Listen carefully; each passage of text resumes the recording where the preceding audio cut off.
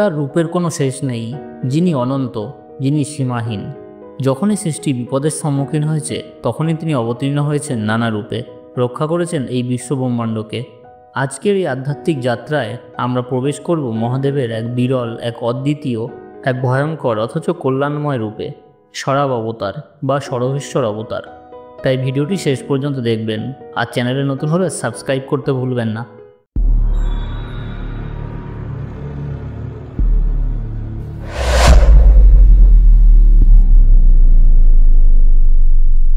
সময়টা সেই যখন অসুররাজ হিরণ্যকশিপুর অত্যাচারে পৃথিবী অতিষ্ঠ। তিনি নিজেকে ঈশ্বর বলে দাবি করতেন আর ভগবানের নাম নেওয়াকে অপরাধ বলে মনে করতেন। কিন্তু তার পুত্র প্রহ্লাদ ছিল ভগবান বিষ্ণুর পরম ভক্ত। হিরণ্যকশিপু বহুবার প্রহ্লাদকে মৃত্যুর মুখে ঠেলে দিয়েও তার বিশ্বাস ভাঙতে পারেননি। ভগবান শ্রীহরির কৃপায় প্রহ্লাদের কিছুই হয় না। হিরণ্যকশিপু তখন প্রহ্লাদকে জিজ্ঞেস করলেন, তুই যে হরির নাম করিস, সে থাকে কোথায়?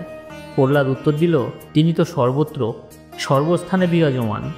এরপর হিরণ্যকশিপু একটি স্তম্ভ দেখিয়ে বলল, এখানেও কি তোর হরি আছেন? প্রহ্লাদ বলল, অবশ্যই আছেন। হিরণ্যকশিপু ভগবানের অস্তিত্ব পরীক্ষা করার জন্য স্তম্ভ ভেঙে ফেললেন।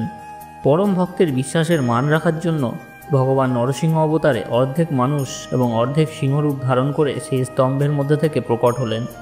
এরপর হিরণ্যকশিপুর সাথে বেশ কিছু সময় ধরে যুদ্ধ চলল নরসিংহদেবের। তারপর নিজের হাঁটুর উপরে শুয়ে নখ দিয়ে ছিঁড়ে ফেললেন হিরণ্যকশিপুর বক্ষ।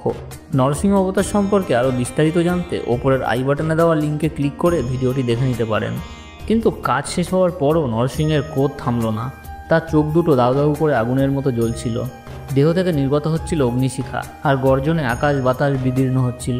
পৃথিবী কেঁপে উঠছিল, এমনকি দেবতারা পর্যন্ত ভয়ে কেঁপে উঠছিলেন।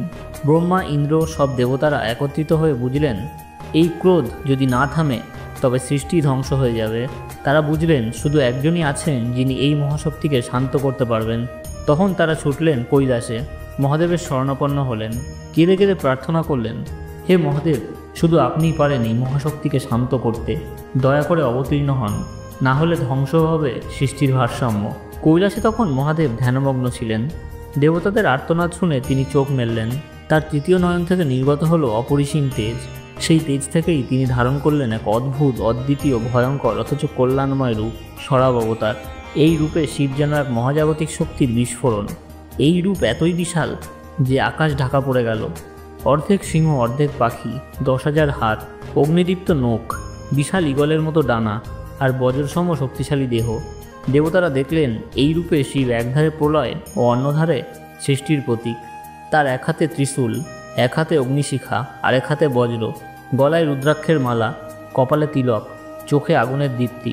তার বিশাল ডানা আকাশ ঢেকে দিল। তার গর্জনে থেমে গেল সময়।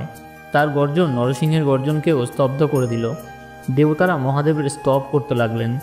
নরসিংহদেব তখনও ক্রোধে উন্মত্ত, তার চোখ জ্বলছে, শ্বাসে যেন অগ্নিঝড়। তখন শরাব শিব ধীরে ধীরে তার কাছে এগিয়ে এলেন। নিজের ডানা মেলে তিনি নরসিংহদেবকে আচ্ছাদিত করলেন। সেই ডানার ছায়ায় নরসিংহদেব অনুভব করলেন এক অদ্ভুত প্রশান্তি। শিব তার বহু হাত দিয়ে নরসিংহদেবকে আলিঙ্গন করলেন। সেই আলিঙ্গন ছিল অগ্নির ওপর জলের মতো। ক্রোধের অগ্নি শান্ত হতে শুরু করলো। মহাদেব কোমল কণ্ঠে বললেন, হে বিষ্ণু, তোমার কর্তব্য সম্পূর্ণ হয়েছে। তুমি প্রহ্লাদকে রক্ষা করেছ, ধর্মকে প্রতিষ্ঠিত করেছ। এখন শান্ত হও আর ফিরে এসো নিজের স্বরূপে। শিবের এই বাণী শুনে তার স্পর্শে নরসিংহদেবের আগুন ধীরে ধীরে স্থিমিত হলো।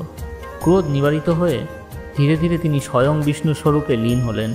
দেবতারা স্বস্তির নিঃশ্বাস ফেললেন। পৃথিবী আবার শান্তির আলোয় ভরে উঠল। শরাব অবতার আমাদের শেখায়, শক্তি যখন সীমা ছাড়ায়, অহংকার যখন ভারসাম্য ভেঙে দেয়, তখন মহাদেবের করুণাই সেই ভারসাম্য ফিরিয়ে আনে। তিনি প্রমাণ করেন তিনি শুধু বিনাশকারী নন, তিনি রক্ষাকর্তাও। তার এক আলিঙ্গনেই ধ্বংসের দ্বারপ্রাপ্তে দাঁড়ানো সৃষ্টিও শান্তি পেয়েছিল। তার এই রূপ আমাদের মনে করিয়ে দেয়, অশান্তি যতই ভয়ঙ্কর হোক, মহাশক্তি শিবের করুণার ছায়ায় সবই শান্ত হয়ে যায়। শরাব অবতারের এই কাহিনী শুধু পুরাণ নয়, এটি এক চিরন্তন শিক্ষা। যখন অশান্তি আমাদের গ্রাস করে, যখন ক্রোধ আমাদের অন্ধ করে দেয়, তখন ভোলেনাথের করুণাই আমাদের শান্তি এনে দেয়। যদি এই ভিডিওটি আপনাদের ভালো লেগে থাকে তাহলে লাইক, কমেন্ট এবং শেয়ার করতে ভুলবেন না। আর এমনই ভক্তিমূলক কাহিনী পেতে আমাদের চ্যানেলটিকে সাবস্ক্রাইব করে পাশে থাকুন।